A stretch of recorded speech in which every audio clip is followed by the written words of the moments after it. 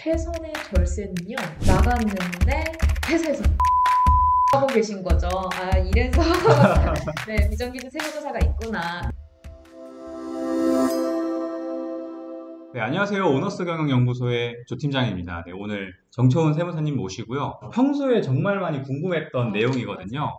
대표님들께서 항상 걱정하시고 두려워하시는 이 세무조사 이슈로 얘기를 좀 나눠보려고 합니다. 그래서 기본적으로 일단 세무조사의 절차나 이런 내용들을 좀 시작으로 얘기해 주시면 좋을 것 같아요. 많은 대표님들이 세무조사하면요, 약간 TV에서나 혹은 네, 영화에서 본 영상들 많이 생각을 하시더라고요. 맞아요. 뭔가 박스 이렇게 들고. 맞아요. 들이닥쳐서 네, 막. 하지만 그런 경우는요, 영치조사라고 해서 특별한 경우나 가능해요. 그러니까 비정기 세무조사라고 네네. 하거든요. 그래서 그런 경우는 사전 통지 없이 방문을 하기 때문에 저도 볼 일이 음, 없습니다. 그래서 그 외에 일반 세무조사의 경우는요, 조사 15일 전에 사전 통지를 먼저 받게 됩니다. 그래서 조사 대상자에게 세무조사의 목적, 그리고 어떤 과세기간에 대해서 세무조사를 할 건지, 그리고 방식을 사전에 서면으로 먼저 통지를 하게 되어 있습니다. 그래서 갑자기 들이닥치는 이런 거는 거의 발생하기 어렵다라고 보시면 되시고요. 또 이제 회사랑 협의해서 이제 담당하시는 세무 공무원분들이 이제 회사로 네. 나와서 사전에 미팅을 진행을 하게 될 거고요. 조사관님들이 이제 납세자 권리 헌장이라고, 이제 납세자가 이런 권리가 있다, 그러니까 우리는 그 권리를 침해하지 않겠다라는 헌장도 낭독을 해주시고 교부를 또 해주십니다. 그 외에도 오셔서 청렴서약서 받으세요. 그래서 이제 세무공무원이 조사 수행 중에 금품이나 향응 또는 이제 사적 편의를 받지 않겠다라는 서약서를 쓰시는데, 이제 네. 3인 정도가 나오시니까 그분들 다 성함 쓰시고 그분들도 네. 사인을 합니다. 근데 이게 좀 웃긴 게 네. 청렴 서약서라고 네. 하면 이걸 썼다라는 거는 과거에는 뭐 대표가 어떤 세무공무원한테 접대를 많이 해가지고 생긴 건가요? 그렇죠. 사실 제가 이 일을 시작한 지 9년 차 정도 되는데요. 제가 일할 때도 아니고 그것보다 훨씬 몇 년 전에는 실제로 세무공무원들한테 네. 이제 현금이라던가 향응이라던가 뭐 이런 것들이 많이 있었기 때문에 최근에는 이런 청렴서약서 받고 있는 거고, 또 그리고 실제로 굉장히 청렴하게 진행을 네네네. 하십니다. 그래서 옛날에는 뭐 오시면 슬리퍼 구비 안 돼 있다라고 막 화내시고, 뭐 과자, 음료, 뭐 프린터기, 그 조사관님들이 상주하실 때 전혀 불편함 없이 모든 게 세팅이 되었었는데요. 요즘엔 나오시면 뭐 과자나 음료수도 조금 조심해서 안 음, 드시려고 하시고, 뭐 슬리퍼나 이런 것도 구비 안 하셔도 된다고 회사를 좀 배려를 많이 해주시는 느낌, 네네네. 조심하시는 느낌이 많이 있습니다. 조사관님이 나오시면요, 별다른 사유가 없으면 뭐 사전에 통지된 기간 동안 세무조사가 진행이 되고요. 나와서 상주하시는 기간은 보통 일주일에서 2주일 음, 정도는 회사에 상주하셔서 자료도 받으시고 소명도 하시고 질문도 하시고. 생각보다 꽤 오래 계시네요. 네, 맞습니다. 그리고 또 실제로 들어가서도 작업하시는 기간이 더 아, 있으세요. 그래서 그 정도, 그 이후에는 이제 서면으로 저희가 뭐 소명서를 작성해서 보낸다던가 하는 방식으로 진행이 됩니다. 그래서 이렇게 세무조사가 진행이 되고, 진행이 되면서 이제 뭐 사업용으로 지출하면 안 됐던 비용을 뭐 사업용 경비로 송금사님을 했다던가 네. 하는 경우, 그런 것들은 다 추징이 되고 세금을 이제 부과고지 혹은 저희가 신고를 별도로 다시 하는 방식으로 정정을 하게 됩니다. 세무조사 네. 관련해가지고 영치조사라는 표현을 써주셨거든요. 근데 좀 많이 낯선 단어여가지고 네. 조금만 더 좀 자세하게 설명해 주시면 좋을 것 같아요. 정식 용어는 비정기 세무조사 혹은 특별 세무조사라고 하고요. 저희가 이걸 다 뜯어가는 거라서 네네네. 영치조사라고 그냥 편하게 부르는 거거든요. 그래서 진짜 TV에서 보시는 것처럼 그냥 국세청 공무원분들이 불시에 회사에 오셔서 다 일어나셔서 벽에 붙으세요 라고 음, 한다고 합니다. 저도 못 봤어요. 저도 네네네네. 들었습니다. 벽에 붙으라고 한 다음에 이제 작업하던 컴퓨터 삭제하지 못하게, 음, 그래서 그 하드나 이런 것들 자료 다 가져가시고, 네네. 있는 서류 같은 것도 필요하시면 다 음, 가져가시는데요. 간혹 대표님들이 안 준다고 하면 어떻게 되냐고. 내 네네네네네. 건데 안 준, 그러게요. 그죠? 안 네. 준다고 할 수 있는 거 아니냐라고 하시는데요.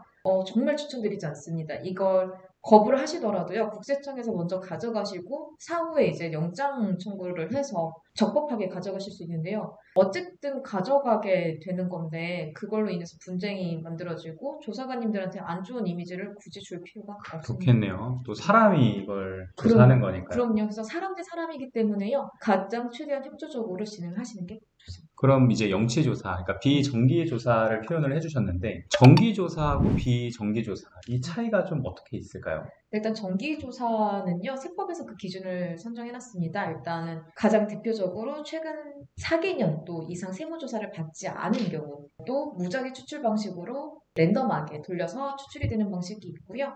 비정기 세무조사 같은 경우는 세법에서 규정한 신고 의무를 제대로 하지 않은 경우 또 혹은 신고 내용의 탈루, 오류 혐의가 명백한 자료가 있는 경우 등 이렇게 정해져 있는데요. 이 컨텐츠는 따로 저희가 네네. 추가로 하나 만들어서 설명을 드리면 좋을 것 같습니다. 네, 워낙 케이스들이 많아가지고요.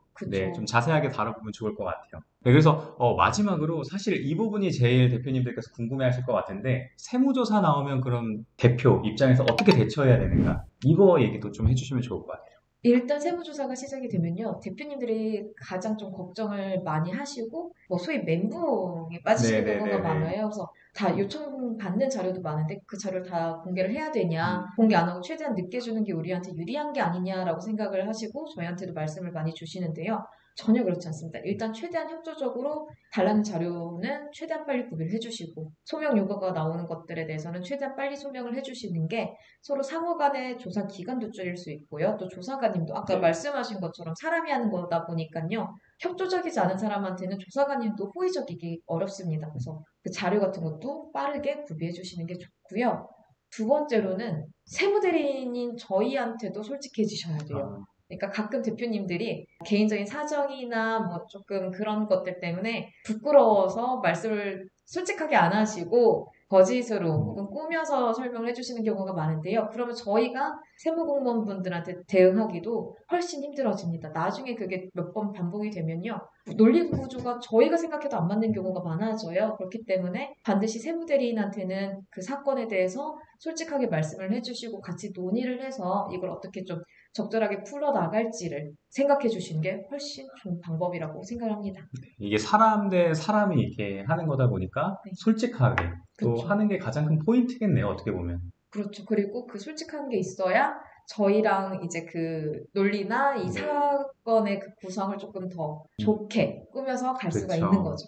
맞습니다. 기장해주시는 어떤 세무대리인 분들께는 솔직하게 또 얘기해주시면 좋을 것 같은데요. 만약 그런 것들이 좀 불편하거나 아니면 세무대리인하고 소통이 좀 어렵다면 저희 오너스 경영연구소로 이렇게 문의 남겨주시면 저희가 그걸 또 분석을 해가지고 피드백 드릴 수도 있으니까요. 편하게 또 소통하는 자리를 좀 가지면 좋을 것 같습니다.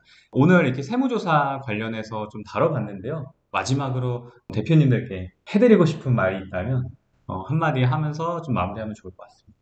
최선의 절세는요, 가장 솔직하게, 성실하게 신고하시는 거고요. 그리고 협조적으로 임하시는 게 세무조사를 원활하게 마무리하는 길입니다. 네, 맞습니다. 사실 이게 전문가분 입장에서, 조금 이거는 아닌 것 같은데라고 생각될 때도 많이 있으셨을 것 그쵸? 같아요. 네. 네. 대표님들도 이제 똑똑하시고 뛰어나시다 보니까 여러 가지 방향들을 좀 생각하시는데, 최대한 이제 세무 대리인분들을 신뢰하시면서 전문가랑 계속 자문 구하면서 풀어가다 보면은 좋은 그림을 또 만들어가지 않을까 좀 생각이 듭니다. 그래서 다음 컨텐츠로는 어떤 정기 세무조사와 비정기 세무조사, 이 두 가지의 어떤 기준을 가지고 좀 다뤄보도록 하겠습니다. 그 컨텐츠도 굉장히 도움이 될 것 같은데요. 오늘의 또 컨텐츠가 도움이 되셨다면 좋아요와 구독, 알람 설정 부탁드리고요. 오너스 경영연구소로 궁금한 부분들 많은 문의 남겨주시기 바라겠습니다. 네, 오늘 자리해주신 정순 세무사님께도 감사 인사 전하고요. 보고 계신 또 대표님들께 감사 인사 전하겠습니다. 감사합니다. 감사합니다. 한 가지는요, 비정기 세무조사가 아니라 정기 세무조사였거든요. 그래서 나갔는데 회사에서 파쇄를 막 하고 계신 거죠. 그러니까 회사에서 약간 불안한 마음에 조금 불리할 것 같은 자료들을 막 파쇄하고 계셨는데 저희가 그걸 알아야 대응도 그쵸. 해드리고 그게 문제가 없는지 있는지에 대해서 설명을 해드릴 텐데 그때 보고서 이래서 네, 비정기 세무조사가 있구나. 사실 네네네. 실제로 이렇게 증거인멸 우려 때문에 비정기 세무조사가 있는 거니까요. 그래서 그런 것들이 있었던 경험이 있고, 두 번째로는 조사관님께서 서류를 요청하신 게 있었어요. 뭐 네네. 저희 정관이라던가 이사회 의사록 이런 것들도 많이 요구를 하시거든요. 사안에 따라서. 조사관님이 넘기시는데 쓱 하는데 여기 인주도장이 찍혀 나온 거죠. 아, 그러니까 원래 없었던 서류였던 거죠. 네네네. 그러면 이제 조사관님 표정이 확 음, 변하면서 이거 지금 만든 거냐라고 네네네. 하는 그런 것들이 있어요. 그러니까 그런 것들은 만약에 하시더라도 사전에 네. 저희랑 논의를 하시고 작업을 해주시는 게 좋습니다. 맞아요. 실제로 이제 주주총회 의사록이나 네, 이런 맞습니다. 것들 제대로 구비되어 있는 곳들이 별로 없어요. 맞아요. 그리고 이거에 대해서 중요성을 많이 간과하시는 것 같은데 꼭 잘 준비하셔야 된다. 이 말씀 좀 드리겠습니다.